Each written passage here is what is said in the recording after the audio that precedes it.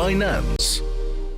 नमस्कार, crypto corner में आपका स्वागत है। और आपको ये बता दें कि बाजार की हलचल यहां पर जून में भी देखने को मिली है, जहां पर बिकवाली अब भी यहां जारी है।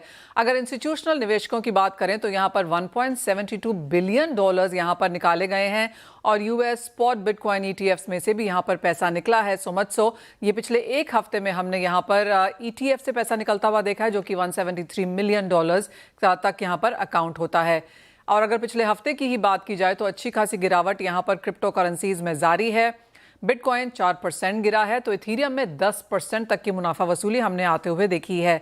बाइनेंस में 5.5% तो कार्डानो 19% तक यहां पर फिसला है। 10% की गिरावट यहां पर सोलाना में भी है और पॉलीगॉन करीबन 18% की गिरावट के साथ इस हफ्ते में फिलहाल कारोबार कर रहा है। एक तरफ जहां पर क्रिप्टो करेंसीज में गिरावट है, दूसरी तरफ यहां पर अगर हम लेजिस्लेटिव्स, रेगुलेटरी और टेक्नोलॉजी को देखें तो बढ़त देखने को मिली है। स्ट्रैटेजी जो कि कंपनी है जो लगातार यहां पर बिटकॉइंस खरीदती है, उन्होंने 101 मिलियन डॉलर्स में करीबन 1550 बिटकॉइंस फिर से खरीदे हैं। तो ये एक सपोर्टिव फैक्टर्स ऑफ कोर्स है और इसके साथ अब स्ट्रैटेजी की जो बिटकॉइन होल्डिंग है वो बढ़कर 845,000 बिटकॉइन से भी ऊपर जा चुकी है। पॉजिटिव खबर यहां से यूके में भी आई है, जहां पर CATN में म्यूचुअल फंड्स में 10% तक यहां पर वो निवेश कर सकेंगे। यूके की सरकार ने निवेश के लिए नियमों को यहां पर मंजूरी भी दे दी है। CETN यानी क्रिप्टो एक्सचेंज ट्रेडेड नोट्स।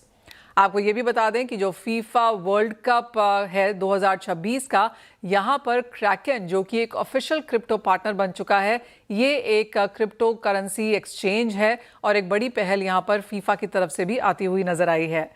इसी के साथ साथ A16Z क्रिप्टो जो कि एक कंपनी है, इसने पैराडाइम के साथ मिलकर निवेश किया है। मॉर्फो में 175 मिलियन डॉलर्स के हिसाब से ये निवेश है और डिसेंट्रलाइज्ड क्रेडिट सिस्टम को बढ़ावा देने के लिए ये कोलैबोरेशन होता हुआ नजर आया है। इसी के साथ इथीरियम नेटवर्क की भी यहाँ पर बड़े अपग्रेड की तैयारी है। ग्लैमस्टरडैम के नाम से ये अपग्रेड है और नेटवर्क को ज़्यादा कारगर बनाने के लिए ये अपडेट किया जा रहा है।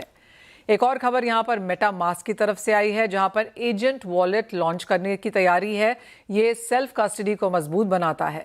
Zcash भी यहाँ पर कीमतों में बढ़त देखने को मिली है और वो इसलिए क्योंकि Zcash का अगला अपग्रेड आयरनवुड जुलाई में आएगा और मार्केट्स को लगता है कि जो ये टेक्निकल एडवांसमेंट्स हैं, इसका पूरा फायदा यहाँ पर ब्लॉकचेन एज अ सेगमेंट को आता हुआ दिखेगा। CNBC आवाज प्रस्तुत करता है crypto corner, powered by Binance.